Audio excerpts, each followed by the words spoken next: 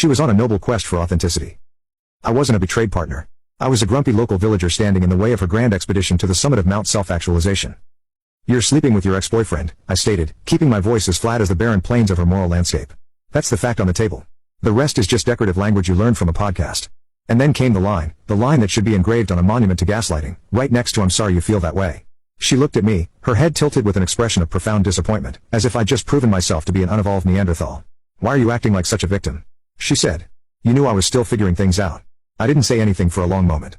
I just let her words hang in the air, admiring their sheer, breathtaking audacity. The anger was there, a low hum in the background, but it was completely overshadowed by a much stronger, much funnier feeling: relief. It was the exhilarating relief of getting a definitive, unambiguous answer. The results were in. The lab had confirmed it. I was dating a crazy person. I stood up from the table. "You know what? Thank you," I said. She looked genuinely confused now, her script momentarily forgotten. "Thank you for what?" "For the clarity," I said.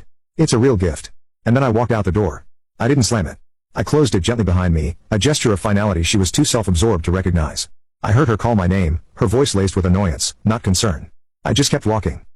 I went to a coffee shop down the street and sat there with my laptop, the Wi-Fi password a ridiculously long string of inspirational words. It felt fitting. The texts from Clara started almost immediately. First, the angry ones about how I was being childish and avoiding communication. Then the concerned ones about how we needed to hold space for each other's feelings and process this together.